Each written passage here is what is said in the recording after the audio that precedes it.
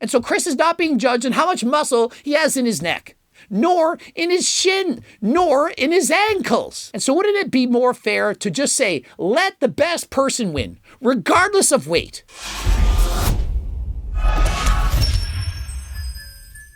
Coach Greg, and in today's video, I'm going to go over the only man who has a chance at beating C-Bum ever. And he's not currently in classic physique. And so let me start by addressing the problem in classic physique. They're going by a height to weight standard that's arbitrarily been assigned to all of the competitors. And this height to weight favors the taller competitors, in particular, those above 6'1" and under 6'2". And guess what height Chris is? 6'1" and a little bit. The exact perfect height to compete in classic physique. And you're thinking, why are you saying that? You're just biased because you're a manlet. Well, I'm going to go over and prove it to you. Here are the weight restrictions for various heights. If you're shorter than Coach Greg, every inch you gain, you get to gain 5 pounds in weight. 5'2", grow an inch, add 5 pounds. 5'3", grow an inch, add 5 pounds. 5'5", grow an inch, add 5 pounds. Sounds fair, right? Wrong. Guess what happens when you get a bit taller? When you go from 5'6", my height, to 5'7", it's no longer a 5-pound gain, it's 7. And so with each inch, you're adding 5, 5, 5, 5, suddenly 7. Wow, that's great, right? And what happens if you go from 5'7" to 5'8"? You can gain 8 pounds. And so you add 5, 5, 7, then 8. You're thinking, yeah, but that's because you're getting taller. As you get taller, exponentially, you're going to gain more size. But after you gain that 8 pounds, it then goes down to 7. And so with each inch gained in height, you go up by an arbitrary number. When you're short, it's 5 pounds. All of a sudden, it goes to 7, then 8, then 7, then 8, then guess what happens? 10. At 6'1", rather than going up by 7 pounds, as the pattern would suggest, you suddenly can gain 10. And so Ramon Dino, who's 5'11", about 2 inches shorter than Chris, can only weigh 222 pounds. Then gain an inch, you go up 8 pounds, another inch, 10. And so Chris, who's a little bit taller than Ramon, can weigh 18 pounds more than Ramon. In comparison, I can only weigh 10 pounds more than a guy 2 inches shorter than me. And so if you're short, it's stacked against you. And like in the NBA, if you're short, you can still make it, but it's a heck of a lot harder. If you're 5'6", the chances of you winning, making it to the NBA, a lot lower than if you're 6'6". And so in classic physique, shorter guys like Terrence, they have their work cut out for them. At 5'5", he can only weigh 180 pounds. And so what do you expect? They do the best they can, but they can't have enough size. Breon's upper body, amazing, but he doesn't have the legs. And why? Because he can't. He doesn't have the weight that allow him to do that. If he gains the size in the legs, he'll have to downsize the upper body. The last show I asked, what do I need to do to improve? I got 4th place. They said you need wider shoulders, bigger arms, and more muscle in your back. And I'm thinking, but I barely made the weight. I'm passing out, dehydrated. I can barely make the weight class. And so if I had more muscle in the upper body, my legs would get smaller. Then they would say, well, now you need bigger legs. And so it makes it impossible. Within those weight requirements, I can't put on the muscle that I need to be competitive. And so all the shorter guys, they have an uphill battle. Chris Bumstead, the perfect height, can weigh 240 pounds, being over 6'1" inches tall. And so Ramon Dino, he weighs in, and guess what happens? He doesn't make the weight because he heighted in shorter than last time. And so he walks away, stretches the neck, comes back a little bit taller, just enough to make the height. And so what chance does he have? If you can't add more size, and Chris is out muscling him, has more muscle in each pose, you could see it. Chris had more muscle, bigger back, bigger legs. And so how can Ramon Dino catch up to Chris Bumstead? He's not allowed to gain any muscle. And so my critique of Ramon, he needs more back. If he had a bigger back, he could perhaps dethrone Chris Bumstead. But he can't get a bigger back because if he did, he would have to lose muscle from somewhere else. And so the only way to make it fair is to remove the height and weight requirements. In comparison, in other divisions, females, they have a women's physique and bodybuilding. In women's bodybuilding, the women can be as big as they want. The mass monsters, they can still win. In women's physique, they can look the way they want as well. There's no height and weight requirement. The women can show up and look the way they want, and the best woman will win. Women's physique is analogous to men's classic physique. It's the same thing. You have open bodybuilding for men, open bodybuilding for women, classic physique for men, and women's physique for women. Notice, only the men have a height weight requirement. The women do not. And so why is that? And so consider this. If you're a men's bodybuilder and you have long tibias, long shins, or a long neck, imagine if Chris Bumstead's neck were 3 inches taller. He could weigh an additional 20 plus pounds on the neck. And what really matters to have a great physique? The muscle you have from the knees to the shoulders. That is way more important than anything else. There are not a lot of muscles in your shin bones. Your ankles and neck do not have a ton of muscle. And so Chris is not being judged on how much muscle he has in his neck, nor in his shin, nor in his ankles. And so wouldn't it be more fair to just say, let the best person win, regardless of weight? And so why is it that Terrence can't come in weighing what he wants? Why can't a competitor just look classic? If that means he's 5 pounds over the weight limit, so be it. If it means 5 pounds under, that's okay too. And so as it stands, Chris has essentially 0 chance of ever losing the title. And why is that?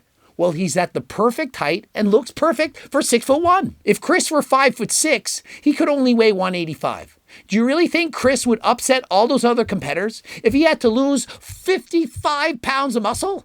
Of course not. To me, what's remarkable is Terrence was actually able to get the top 2 ever. That just shows how good he really was. And yes, he missed his mark this year, didn't have the conditioning, but it's an uphill battle. If Terrence were 6'1" and competed at 240 pounds, I fully expect he could beat Chris Bumstead. And so there's one competitor that I think could beat Chris. One competitor. He does not compete in classic physique. He competes in men's open. Guy's name is Rafael Brando. He has the best shape, the best conditioning, amazing symmetry, but he's not big enough, not massive enough to win open bodybuilding. He's approximately 5'11", 245 pounds, and unfortunately, if he switched to classic physique, he would have to drop over 20 pounds of muscle. In other words, he's too big for classic physique. But as you see him pose, as you see him compete, does he not look classic to you? And so if he switched to classic, he would have to downsize 20 pounds of muscle, and that would make him too small. Now, if he were to do that, I still would fully expect he'd be able to make the top 5, but he would not have enough muscle to dethrone Chris. 5'11", he's just not tall enough. If he was over 6'1", he could compete at 240. Now that would make a big difference. And so if Rafael were to downsize and go classic, I fully expect his placing would improve. He's placing 10th in the Open Olympia. He could downsize and probably place in the top 5 if he switched to classic. But imagine this, no more height and weight categories. Let the best person, the best classic physique, let that person take the title. Chris can go and weigh what he wants, probably 240. Perhaps Ramon Dino, he adds 5 or 10 pounds, competes at 230. And Rafael, perhaps he's slightly too massive for classic. He can downsize, maybe lose 5 or 10 pounds of muscle just to ensure he comes in looking classic. Would that not be the show you want to see? Chris Bumstead versus a larger Ramon Dino and a slightly downsized Rafael Brando? Imagine the excitement of next year's Olympia if the athletes could weigh what they want. No longer would athletes have to hide in, being worried about their size, their height. Oh, what happened? Am I shorter this year? My driver's license says I'm 6'1", but what if I hide in at 6 3/4? And just so you know, at Chris Bumstead's first show, he hided in at 6 3/4. He was not over 6'1". Only later in his career did he grow to be over 6'1". And so is he really in his early 20s not at his full height? Or did he just manage to stretch the neck out or get lucky at the height-ins? Or did he just happen to have the correct people hiding him in? And so imagine the stress if Chris showed up and was under 6'1". Perhaps they shoved that device a little bit harder. Perhaps his hair isn't gelled up, he shaves his head bald, and the hair is no longer in the head, and he's below 6'1". Sorry, Chris, you can't compete. Imagine the disappointment of the millions of fans that want to see Chris compete. You didn't make your height. What would they do? The problem is, every category they've ever added has evolved. They keep going for bigger, leaner, but not necessarily better competitors. And so it's not just bigger is better. If that were the case, Big Ramy would have won the Olympia. But it's not always bigger's better. Better is better. And so we've seen men's physique years ago when it first started. The guys, they looked kind of normal. Now they're a bunch of bodybuilders wearing long shorts. And so I do believe they're simply scared. They don't want classic physique to turn into a bodybuilding competition. Although it is a bodybuilding competition, they want to keep it smaller and realistic and not get the athletes just simply being as big as the open class. But just so you know just how big the open class competitors are, Flex Wheeler interviewed Chris after the Olympia and said, "You're going to compete in open?" Chris says, "Well, it would be fun to do, but the only way I would do it is if I was already going to do a classic physique show, and I would simply enter that show a few weeks before the classic show. I wouldn't be able to put on the size to compete against the open class competitors. I'm already pushing the envelope. Every single year, I'm trying to get bigger and leaner and better than last time. And I still have an easy time making the weight class." You know, and people don't realize how hard I push my body to get to this size. If Chris were to compete in open, he would have to put 20 plus pounds of muscle to have a chance at winning. And so imagine this. Imagine they said, "We don't want GH guts anymore. There's too many cartoon characters, freaks in the open division. We want more classic looking bodybuilders, just like classic physique. After all, look how popular Chris is.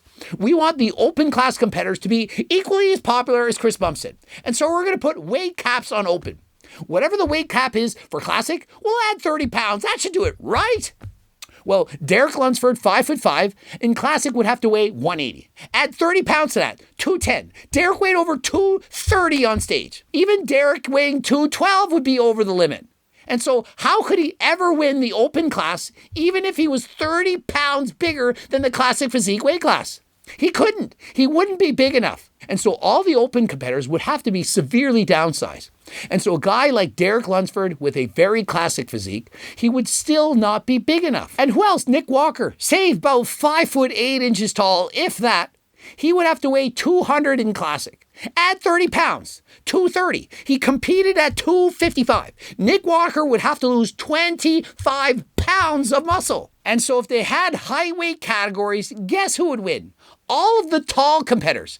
Andrew Jack at 6'1", rather than weighing 240, give him 30 pounds, 270. Andrew Jack would win the open class Mr. Olympia if they had height and weight categories. And so all the shorter guys, Hadi Chopin, Derek Lunsford, Nick Walker, all would be placed near the end. They would have to downsize too much. And so how is it fair? Height to weight categories, all it does hurts the short guys and improves the chances of the tall guys winning. And in case you didn't know it, the tall guys already have an advantage. A big tall man is going to beat a short big man. All things being equal, the taller competitor is going to beat out the shorter one. And so do we really need to make an uphill battle for us shorties? For us short kings? And so let's get rid of the height weight categories and allow the competitors to simply look classic. Let me know in the comment section, do you agree with me?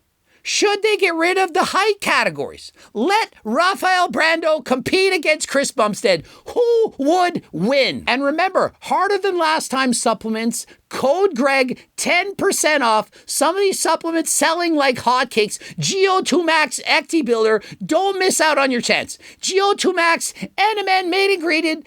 Absolutely unbelievable. New studies showing just how effective it is, not just for cardio, losing weight, but for longevity, improving your cardiovascular fitness. If you don't have this in your repertoire, please consider giving it a chance. Watch my other videos. Watch the science. Ask all your favorite YouTubers to do videos. Say, is this legit? Is Coach Greg spewing nonsense? Get them to do it. Please comment below. Subscribe, click the bell button, watch at least one of the boobs, especially the one about NMN. Absolutely mind-blowing supplements. You gotta give this one a try. Like the video if you liked it. Follow me on Instagram, Greg Doucette IP Pro. Don't forget I got the freaking cookbook, training books, the Circle Diet book, coaching plans by me and my team, phone consults, and until next time, I am out.